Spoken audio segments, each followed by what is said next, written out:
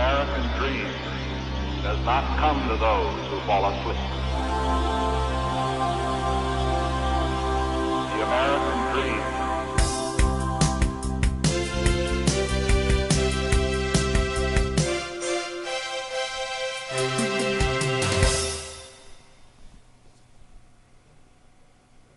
Hi, I'm your instructor, Paul Gruber, and welcome to the Pronunciation Workshop's first training session.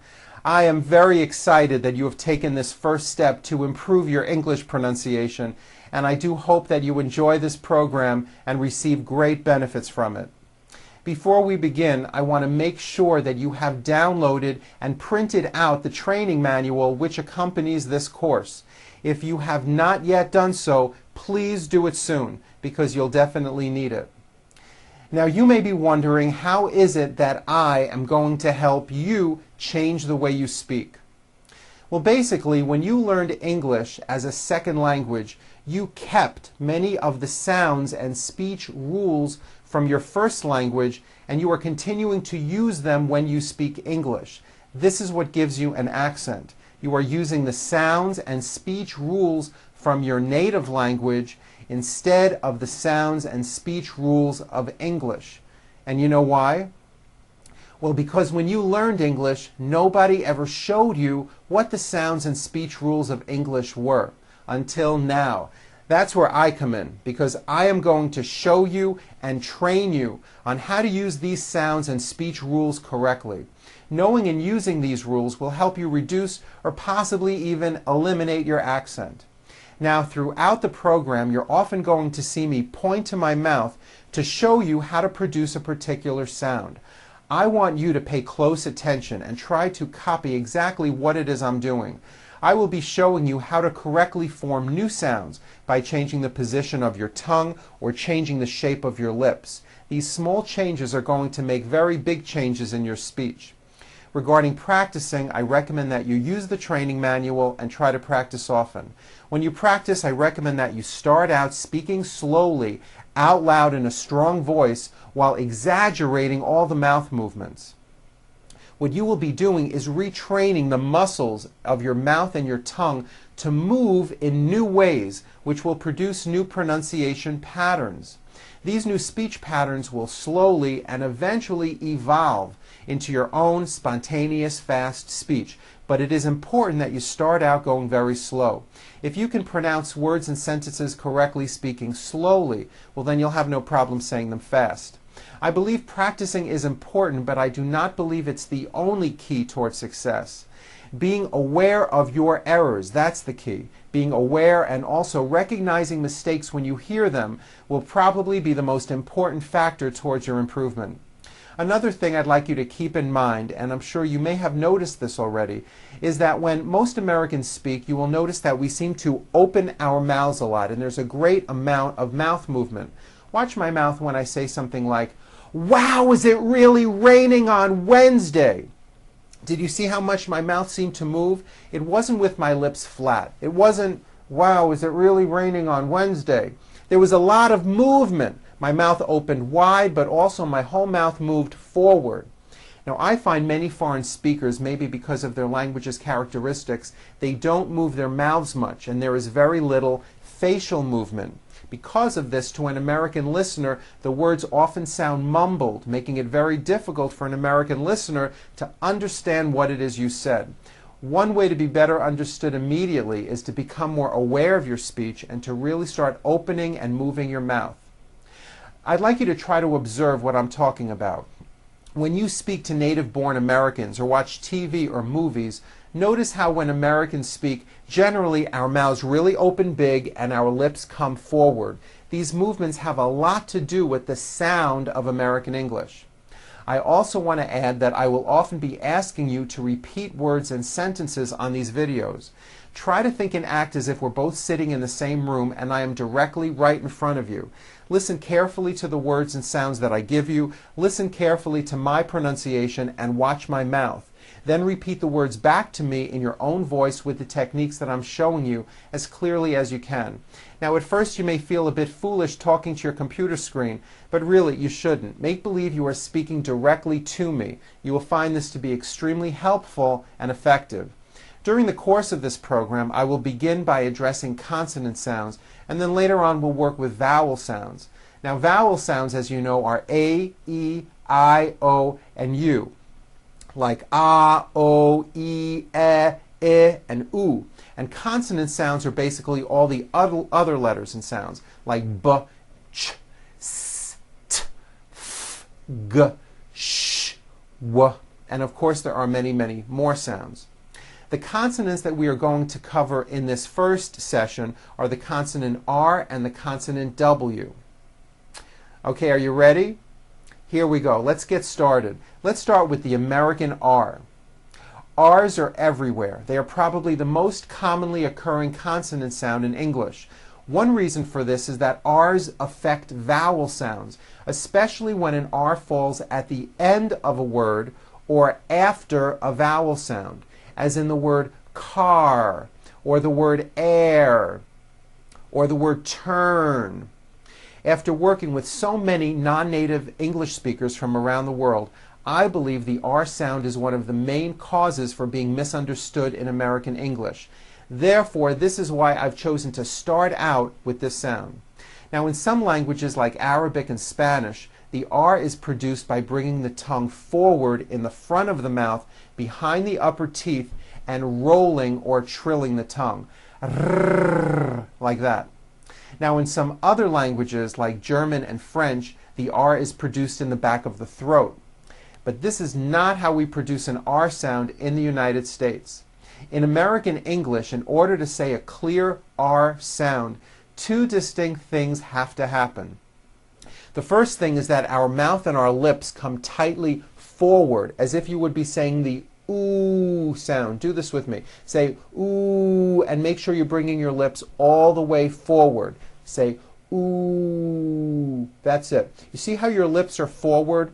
That's what you want to do. This is the position your mouth should be in when you produce an American R. Like that. And I'll bet you no one ever told you that.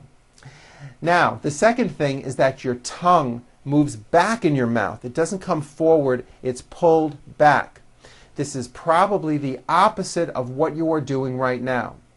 So, for example, in the word rock, notice how my lips are coming forward and my tongue moves back in my mouth, and I push out the R sound. Watch this. Rock. Do it with me and exaggerate the R. Rock. Watch it with my head turned. Rock. You see that? See how the whole bottom of my face came forward? Don't be afraid to do this. This forward mouth movement is what is going to give you an American R sound. It's not rock, and it's not rock with your lips flat. Your whole mouth really has to come forward. Now later, I recommend that you practice doing this in front of a mirror while watching your mouth. Really push out the R, and remember to pull your tongue back. Now, one way of checking if you're doing this correctly with your tongue is by actually putting your finger around an inch into your mouth while saying an R word. Watch this. Rock. Like that. You should be able to take the tip of your finger and feel the tip of your tongue. If you do these two simple things, bringing your mouth forward and pulling your tongue back, I'm telling you, your speech is going to be clearer and you're going to sound so much better. Okay, we're going to start out with R's at the beginning of words. Here we go. Repeat after me. Rock, rip, reach, road, rain, rich, roam, raise, robe, rice. Very good. Now repeat this sentence. The round rooster rushed into the wrong road. Very good. Now, pronouncing R's like this may feel a little weird to you, but if you notice, this is how most Americans talk. Okay, now let's do R's at the end of words or after a vowel. When a foreign speaker produces an R which is at the end of a word or follows a vowel, it's usually very weak. It's not really heard, and it leaves the word open or unfinished. Like in the word car. Now you may say ka, ending with an A vowel, but it's not ka, it's car. Your tongue has to pull back. Car. And also your lips close a little bit in the front. The R needs to be very strong and you need to close the word. Car. Let's practice these words. Repeat after me. Car. Far. Star. Door. Bear. For. Air. Year, and that has a high vowel sound, E, year, turn, and pour. Very good. Okay, now let's discuss R's in the middle of words. In the word very, for example, which is a frequently used word in English, the R occurs in the middle of the word. It's not a D sound. The word is not vedi or very. It's very. Make sure that the R sound is strong and your lips are coming forward. Your tongue is back and you push out the R. Very. Like that. Practice these sentences with me, nice and slow. He is very, very nice. Like that. See how my lips are coming all the way forward? Next one. She is very, very tall. Here are some more practice words with R in the middle. Repeat after me. Direction, arrange, erase, correct, marry, garage, original, hurry, zero, marine, berry, operation, caring, arrive, everyone. Okay, very good. Now, R's are often combined with other consonants and form what we call R blends. It is important to understand that the R sound is the strongest sound of the blend, and your lips often come forward before you even say the word. An example of this is the word grape. Now notice how my mouth comes forward before I even say the word. Grape. Did you see that? And notice in the word grape, the R sound is stronger and you even hear it more than the G sound. Grape. Here are some practice words with R blends. First, at the beginning of words. Here we go. Training, trust, trip, great, tropical, bring, print, president, product, cracker, crawl, break. Okay, now in the middle of words. Subtract, waitress, nutrition, Australia, introduce, compress, oppression, betray. Very good.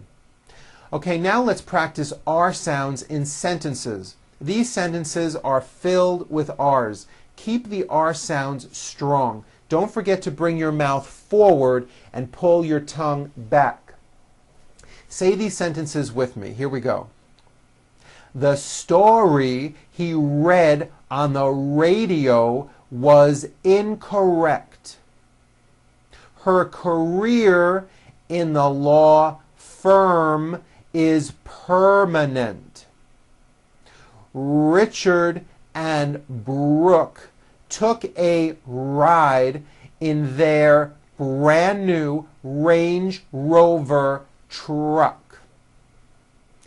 Everyone will respect the royal family when they arrive at the airport. Be sure to close the word air. It's not airport, it's air. Airport. Like that with a strong R sound. The trip to the Rocky Mountains will be rescheduled on Friday. Very good. Okay, now let's talk about W sounds. W sounds are very similar to R sounds. The major thing to keep in mind is that in English, when you see a W, it always has a W sound, like in the word what. Again, notice how my mouth moves forward. One way to make sure you are doing this correctly is to first say ooh with your whole mouth forward. Ooh, like that. And then open and close your lips to make the W sound, like this. Ooh, whoa, whoa, whoa, whoa, whoa, whoa, whoa, whoa, whoa. That's how you produce a W. Whoa, like that. It's never a V sound, where you are like biting down on your lower lip. Never. We'll be going over V sounds in the 4th session. The reason I mention this is because many foreign speakers, especially German speakers, say, for example, what with a V for the word what. Instead of saying, what will we do, which is correct, they may say, what will we do? And that is not right, and many people may not understand you. Bring your mouth forward on those W words. What will we do? Say it with me. What will we do? Very good. Now, as I said, the W and the R are similar. Both of them are made with your mouth in a forward position and your tongue pulled back. Your mouth should be a little bit tighter when you say an R. Listen to the similarities and differences between these R and W words. Rick, wick. Right, white. It's not vite with a V, it's white with a W. Very good. Also be aware that the W sound occurs in some words beginning with the letter O, like in the words one and once. You might not be aware of this. Practice these W words with me. We'll start out with W at the beginning of words. Don't forget to bring your mouth forward at the beginning of each word. Why, which, when, what, wipe, wish, wait, wing. Very good. Okay, now with W in the middle of words.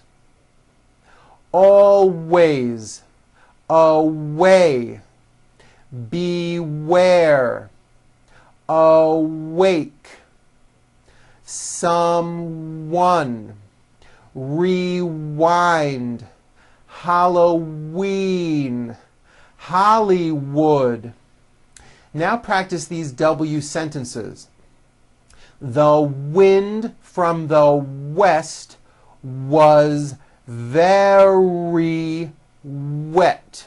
Remember, very starts with a V sound followed by a strong R. Was very wet. Very good. We woke up and washed the white washcloth. We waited for the waitress to give us water. We had a wonderful time in Washington and Wisconsin.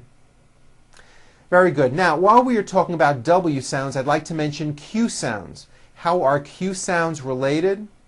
Well, Q sounds are made with the K sound, k, k, and the W sound, w, put together. You may not have known that. So, for example, the word quick is pronounced with a K and a strong W sound. Quick, like that. Repeat some of these words beginning with the Q sound. question, quiet, queen, qualify, quit, Quebec, quilt, and also in the CH word, choir.